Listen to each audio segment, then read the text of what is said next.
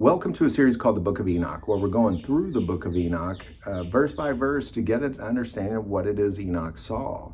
Enoch was the great-grandfather of Noah, and he was the seventh from Adam, and he was close with the demons. He knew them by name, and he understood them, and he talked with them, and he saw the end times. He saw that generation that we are living in, and he talked about it.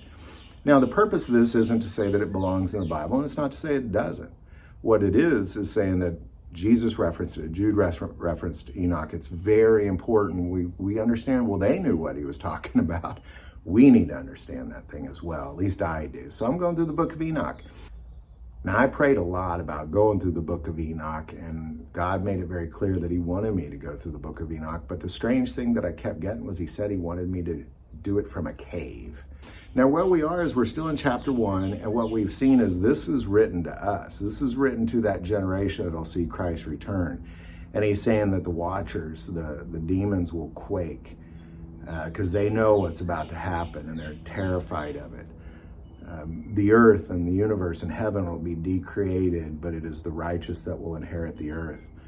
We will be protected. We will be guarded over. And we will be blessed and prospered through all this. So we're just going to pick it up where we left off. We'll go back a little bit and start in Enoch 1 verse 3. Concerning the elect, I said and took up my parable concerning them. The Holy Great One will come from his dwelling, and the eternal God will tread upon them earth, even on Mount Sinai, and appear from his camp, and appear in the strength of his might from the heaven of heavens. And all shall be smitten with fear, and the watchers shall quake. And great fear and trembling shall seize them unto the ends of the earth. And the mountains shall be shaken, and the high hills shall be made low, and shall melt like wax before the flame. And the earth shall be wholly rent in sunder, and all that is upon the earth shall perish, and there shall be a judgment upon all men. But with the righteous he will make peace, and will protect the elect. And mercy shall be upon them, and they shall all belong to God, and they shall be prospered, and they shall be blessed. And he will help them, and light shall appear unto them, and he will make peace with them. All right, I want to take a moment and just talk about that verse. Verse 7, the earth shall be wholly rent in sunder, and all that is upon the earth shall perish, and there shall be a judgment upon all men. Now, what they're talking about is they're talking about the final judgment. There's two judgments. When Christ returns, there's the first resurrection. So those who died during tribulation will be the only ones resurrected in that moment. And those who are alive in that moment will be around, and they will be judged. And it says this in Revelation 20. This is the first judgment. This isn't the judgment Enoch's talking about. It's just the first judgment. It says, I saw thrones, and they sat on them, and judgment was committed to them. And I saw the souls of those who had been beheaded for their witness to Jesus for the word of God, who had not worshipped the beast or his image, and had not received the mark on their foreheads or on their hands. And they lived and reigned with Christ for 1,000 years. But the rest of the dead did not live again until the 1,000 years were finished. This is the first resurrection. So this is not what Enoch's talking about. And thrones, judgment. So somebody's making judgment on the living, those who are alive when Christ returned, and those who died during tribulation only. But then there's, after the 1,000 years and the Gog-Magog war comes, then there's the judgment that we all talk about. This is the judgment Enoch is talking about. This is the judgment we're all really concerned about for the most part. And we can see that also in Revelation 20, verse 11. Then I saw a great white throne, and him who sat on it, from whose face the earth and the heavens fled away. And there was found no place for them. And I saw the dead, small and great, standing before God, and books were opened, and another book was opened, which is the book of life. And the dead were judged according to their works by the things which were written in the books. The sea gave up the dead who were in it. Death and Hades delivered up the dead who were in them. And they were judged, each one according to his works. Then death and Hades were cast into the lake of fire. This is the second death.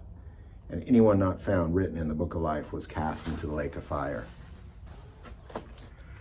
Now, it's a very different judgment. That's the final judgment. All of creation will be judged in that moment. And only the elect, only the righteous, those who are redeemed by Jesus Christ, will be sustained. So we go back and read this. Concerning the elect, I said and took up my parable concerning them. The Holy Great One will come from his dwelling, and the eternal God will tread upon the earth, even on Mount Sinai, and appear from his camp, and appear in the strength of his might from the heaven of heavens. And all shall be smitten with fear, and the watchers shall quake.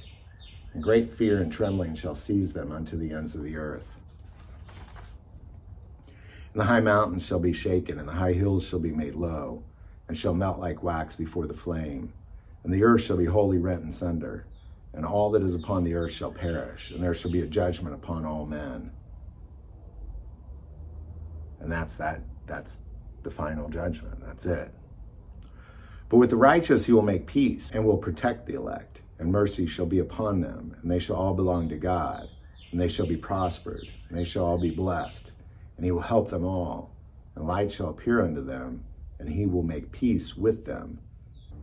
It's the time. It's the time that heaven and earth are decreated and the New Jerusalem comes, and all wickedness in the universe is gone. It's just gone. And what's left is just the elect and the righteous and the love of God in his holy presence. So I hope these videos are helping. Stick with us. Any thoughts or insight, put it below. If you like this video, click like and subscribe. Feel called to support this channel through Patreon. That link is also below. But the most important part of this channel is we take prayer requests. So please don't ever hesitate to send that in. Thank you for watching this episode of God, Family, and Guns. And as always, love God, love your family, and love guns.